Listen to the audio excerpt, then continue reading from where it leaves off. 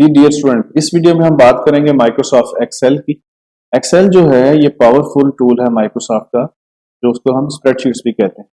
Basically spreadsheet functionality ये होती है कि जिसमें रोज और कॉलम्स होती हैं, आप उसमें डेटा एंट्री कर सकते हैं, फार्मूलाज और फंक्शंस को यूज कर सकते हैं, जैसे सम का फंक्शन है, एवरेज है, वी लुकअप है, एच लुकअप है। इसके अलावा काफी सारे इसमें बेसिक लेवल के फंक्शंस भी होते हैं और एडवांस फंक्शंस भी होते हैं।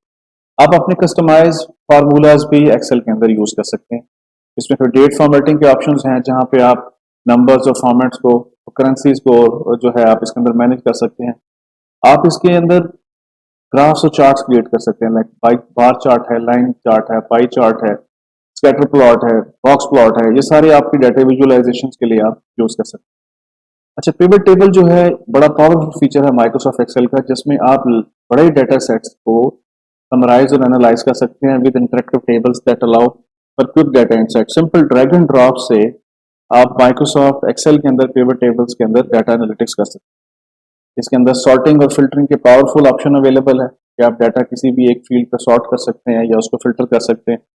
इसी तरीके से इसके अंदर डाटा वैलिडेशन के आप रूल सेट कर सकते हैं कि उन सेल में जी डाटा वैलिडेशन इस तरह से आप कर सकते हैं। सेल रेफरेंसेस से बेसिकली हम कम्युनिकेट करते हैं कि आपके रिलेटिव और एब्सोल्यूट दोनों से आप उसको सेल रेफरेंस से कम्युनिकेट कर सकते हैं।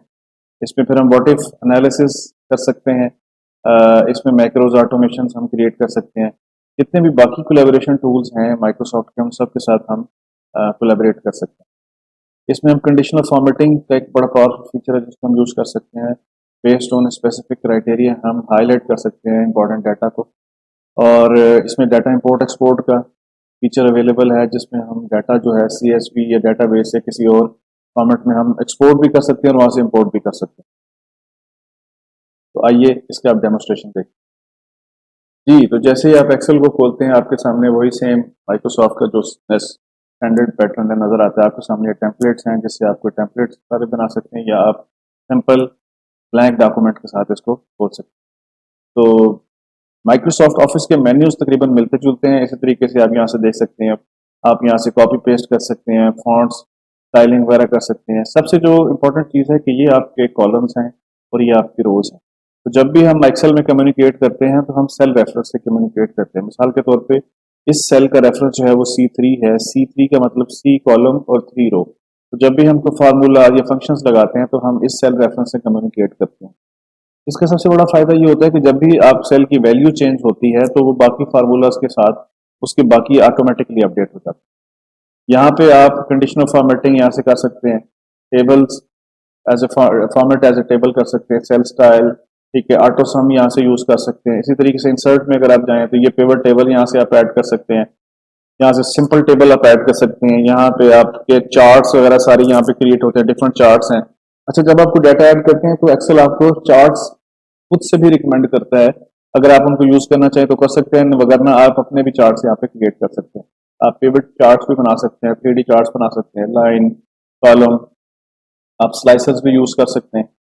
इसी तरीके से अगर आप पेज लेआउट में जाएं तो आपको डिफरेंट थीम्स, कलर नजर आ रहे हैं, मार्जिन, ओरिएंटेशन, ओरिएंटेशन आप पोर्ट्रेट रखना चाहते हैं, लैंडस्केप रखना चाहते हैं, आप पेज का साइज यहाँ से चेंज कर सकते हैं। ठीक है, यहाँ से आप प्रिंट एरिया मैनेज कर सकते हैं। मिसाल के तौर पे अगर आप इतनी एरिया का प्रिंट लेना चाहें तो यहाँ से आप सेट प्रिंट एरिया करके इसका प्रिंट ले सकते हैं। आप पेज ब्रेक्स लगा सकते हैं। टाइटल्स आप यहाँ से प्रिंट टाइटल्स यहाँ पे सेट कर सकते हैं। बाकी ऑटोमेटिक इसके विड्थ और हाइट आप स्केलिंग करना चाहें यहाँ से कर सकते हैं। उसके बाद ये फार्मूलाज के लिए डिफरेंट फार्मूलाज के लिए हेल्प अवेलेबल है, जैसे ऑटो सम है, फाइनेंशियल अगर आपने फार्मूलाज लगाने हैं तो वो सारी लिस्ट है, लॉजिकल की है, टेक्स्ट के फार्मूलाज की लिस्ट है, डेट एंड टाइम के जो रेलिवेंट फार्मूलाज हैं, लुकअप्स की फार्मूलाज की लिस्ट है, मैथ और ट्रिगर्स के है। तो ये सारे के सारे फार्मूलाज को आप according to your requirement use कर सकते हैं। ये पूरे का पूरा फार्मूला टैब ही बेसिकली इसके लिए। इवन आप कस्टमाइज फंक्शंस भी और फार्मूलाज भी बना सकते हैं। उसके बाद एक्सटर्नल सोर्सेज से आपने अगर डाटा कलेक्ट लेना हो तो यहाँ से आप एक्सटर्नल सोर्स से डाटा कलेक्ट कर सकते हैं, एक्सेस से ले सकते हैं, वेबसाइट से या किसी और सोर्स से भी ले सकते हैं। यहाँ पे आप डाटा क्वेरी कर सकते हैं, किसी एक फाइल से भी कर सकते हैं, डाटाबेस से भी, और अदर डाटाबेसेस से भी कर सकते हैं। इसमें एक ODBC का होता है, ओपन डाटाबेस कनेक्टिविटी, जिसके थ्रू आप किसी भी डाटाबेस के साथ इस एक्सेल को कनेक्ट कर सकते हैं। इसी तरीके से ये सॉर्टिंग का ऑप्शंस है, ठीक है, यहाँ से आप डाटा सेलेक्ट करने के बाद आप सॉर्ट कर सकते हैं, फिर यहाँ से आप फिल्टर कर सकते हैं। ठीक है, यहाँ से आप उसको डुप्लीकेट डाटा को रिमूव कर सकते हैं। तो डाटा से रेलिवेंट जितने भी ऑपरेशन हैं, जैसे व्हाट इफ एनालिसिस है, फोरकास्ट, आप यहाँ से कर सकते हैं। इसमें एक एडवांस एनालिटिक्स के लिए डाटा एनालिटिक्स का टूल होता है, जिसके लिए आप उसको इस्तेमाल कर सकते हैं एनालिसिस के लिए। फिर ये इसमें रिव्यू के लिए है, स्पेलिंग चेक कर सकते हैं, थीसार्स यहाँ से हो सकता है। यहाँ से आप जो है डॉक्यूमेंट को प्रोटेक्ट कर सकते हैं, शीट को, वर्कबुक को, या आप यहाँ से वर्कबुक शेयर भी कर सकते हैं। फिर यहाँ पे व्यू का ऑप्शन है, जैसे आप पेज ब्रेक लेना चाहते हैं, जूम, यहाँ से आप फ्रीज कर सकते हैं अपने पेन। फ्रीज पेन का मतलब ये होता है कि अगर आप इतने एरिया को फ्रीज करना चाहते हैं तो यहाँ से आप सेल को लॉक कर सकते हैं, रो को लॉक कर सकते हैं, कॉलम को लॉक कर सकते हैं। लॉक करने का मतलब ये होता है कि जब आप स्क्रॉल करेंगे, अभी देखिए मैं स्क्रॉल कर रहा हूँ तो मेरी जो पहले वाली रो है वो ऊपर चलेगी। अगर लेकिन अगर आप चाहें कि पहले वाली रो मेरी कांस्टेंट रहे तो आप इसको फ्रीज पैन कर दें। ठीक है, टॉप रो को अगर आपने करना है तब देखें टॉप रो फ्रीज होगी है, बाकी चीजों को मैं स्क्रॉल कर सकता हूँ। तो नॉर्मली हेडिंग्स के लिए हम लोग ये यूज करते हैं।